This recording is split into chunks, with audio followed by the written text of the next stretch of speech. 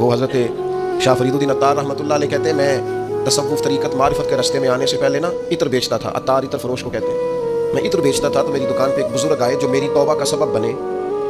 بابا جی سیدھے سادے تھے, خوشبو بڑی مہنگی مہنگی, میں نے اس دور کے جو آپ اپنے لفظوں میں سمجھ لیں جو برانڈ تھی نا, زیادہ مہنگی خوشبوئیں تھی, جو بادشاہ وزیر مشیر مال اس طرح کی خوشبو میں نے رکھی ہوئی. تو بابا جی آئے تو کبھی ایک شیشی دیکھیں, کبھی دوسری دیکھیں, کبھی تیسری دیکھیں.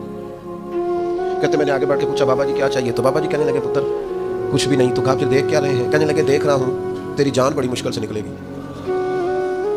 تو کہتے میں نے کہا جی وہ کیوں؟ کہنے لگے اتنا مال جمع کیا ہے, جب تم مرنے لگے گا کبھی یہ والی بوتل یاد آئے گی, کبھی یہ والا شو کیس یاد آئے گا, کبھی یہ والا, نہیں سمجھ آئی, نہیں کبھی UBL والا اکاؤنٹ یاد آئے گا, کبھی مسلم کمرشل والا, اب آ گئی یہ سمجھ, کبھی وہ جناب وہ HBL والا یاد آئے گا, تو بڑی مشکل ہو جائے گی, تو کیسے مرے گا؟ تو کہتے ہیں میں دنیا دار تھا, مجھے غصہ آیا, میں نے بڑے تلخ اور طنزیہ لہجے میں کہا میری جان تو مشکل سے نکلے گی تو تیری کیسے نکلے گی؟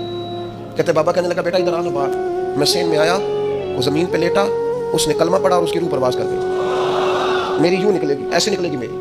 کہتے ہیں اس نے کلمہ پڑھا, روح پرواز کر گئی. میں نے کفن دفن کا بندوبست کیا, ساری رات میں سوچتا رہا یہ بھی منظر ہوتا ہے دنیا میں, اتنی آسانی سے شخص چلا گیا.